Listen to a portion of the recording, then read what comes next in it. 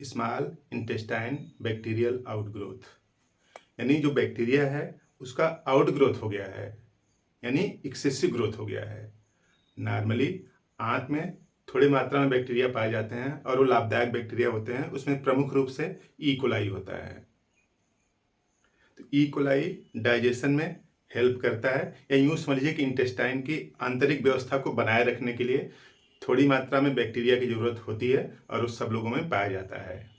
Unfortunately कुछ लोगों के केस में ये जो बैक्टीरिया है इसका आउटग्रोथ हो जाता है।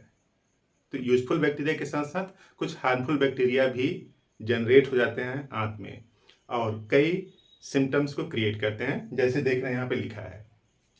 तो पहले हम लोग समझते हैं कि थोड़ी सी बात आंत के बारे में, या फिर यूँ समझिए कि जो एलिमेंट्री कैनाल है उसके बारे में।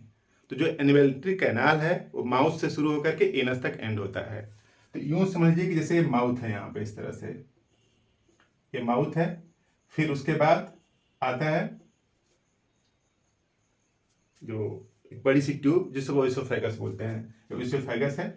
उसके बाद यहाँ पे आता है स्टमक, इस तरह से ये स्टमक है, ये ओएसोफेगस स्टमक।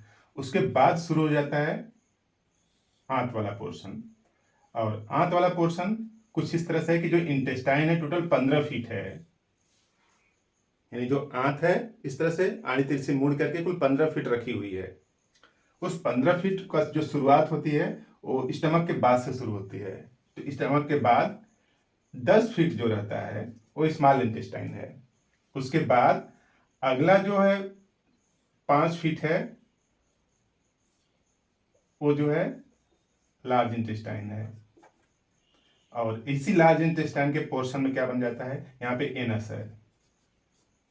तो मोटे तरीके से यूं समझ लीजिए कि माउथ, उसके बाद इसोफेगस एक बड़ी सी ट्यूब, उसके बाद स्टमक, स्टमक आ गया। स्टमक के बाद एक बड़ी सी ट्यूब 10 फीट की, इसका नाम है स्मॉल इंटेस्टाइन। स्मॉल इंटेस्टाइन इसका नाम है क्योंकि इसका डायमीटर कम होता है, लंबाई तो ज़्यादा होती है। लंबाई के बेसिस पर नाम नहीं है, नाम उसके मोटाई के बेसिस पर है। तो यहाँ पे जो पतली ट्यूब है इसीलिए इसको क्या बोलते हैं, स्मॉल इंटेस्टाइन। इसकी टोटल लंबाई 10 फीट है।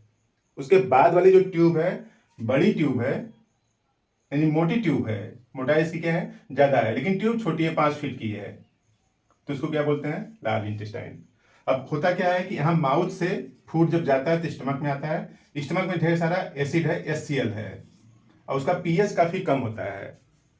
तो पीएच काफ़ी कम होता है तो जो स्टमक है, यानी जो पेट है, उसमें बैक्टीरिया की ग्रोथ होने की कोई संभावना नहीं है, क्योंकि उतने पीएच पर बैक्टीरिया की डेथ हो जाएगी।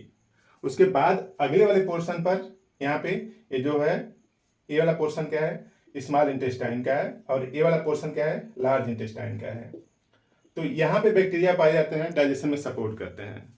अब बैक्टीरिया की आउटग्रोथ हो गई तो फूड जो है, जो पास हो रहा था, जो डाइजेस्ट हो रहा था, वो सड़ने लगता है। सड़ने लगता है तो ढेर सारी गैस बनती है, ब्लोटिंग होती है। अब देखिए सीधी सी बात है कि अगर यहाँ पे गैस बनेगी तो डकार के रूप में पास होगी, इधर इस तरफ आ जाएगा।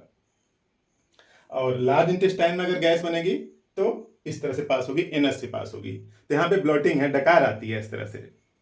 तो सिम्टम्स की अगर बात करते हैं, जैसे डिजीज का नाम है सिबो, स्मॉल इंटेस्टाइन बैक्टीरिया आउटग्रोथ। पहला सिम्टम्स क्या है, ब्लोटिंग, डकार आना, यानी जो खाते पीते हैं उसी का स्वाद आ जाता है, मुंह तक आ जाता है, वो ब्लोटिंग है। और उसके बाद नासिया, उल्टी जैसा लगता है, यहाँ पे आता डकार जैसा आता है, फूड यहाँ तक पहुँच जाता है, खट्टा खट्टा कभी लगता है, क्योंकि यहाँ पे एसिड है, आगे ऊपर आगे खट्टा लगता है।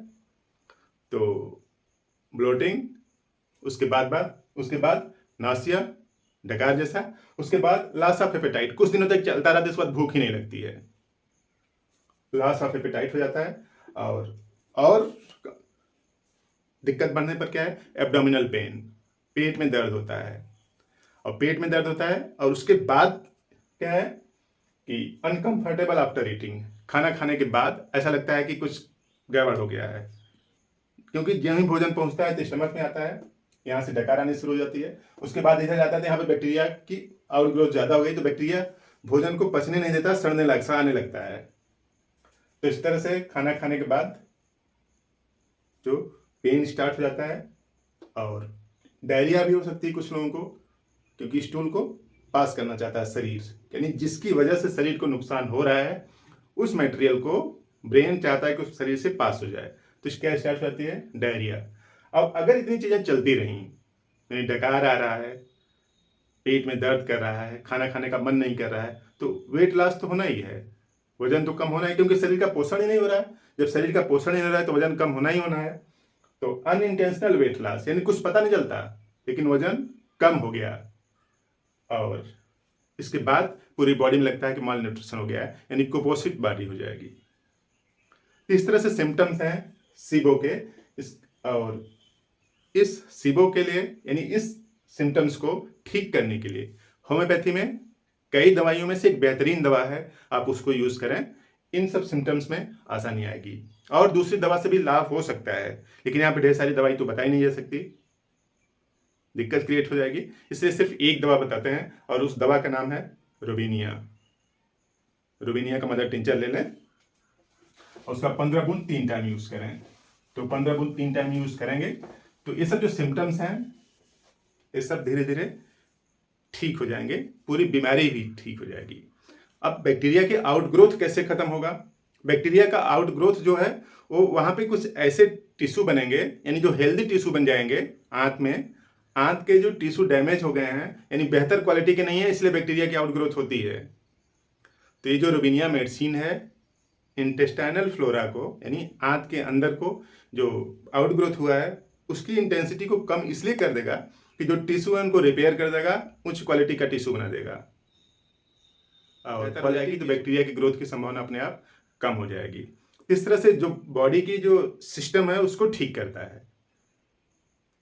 कुछ लोग क्या करते हैं कि इन सब सिम्टम्स को ठीक करने के लिए डाइजीन 3-5 इधर उधर की दवाइयाँ कुछ खाते रहते हैं, उससे टेम्प्रोरी आराम तो मिल जाता है, लेकिन परमानेंट आराम तब तक नहीं आएगा जब तक कि बैक्टीरिया की ग्रोथ की संभावना जो ज़्यादा हो गई है उसको कम न किया जाए। बैक्टीरिया के ग्रोथ की संभावना को खत्म कर देना है, तब जाके बीमारी रेडिकल रूप से ठीक होगी। उसके लिए होम्योपैथी की कई दवाइयां हैं, उसमें से एक दवा है रुबिनिया। आप रुबिनिया का मदर टिंचर ले लीजिए। क्यों? 15 बूंद 3 टाइम लीजिए, 15 बूंद 3 टाइम, आधा कप पानी में घोल के।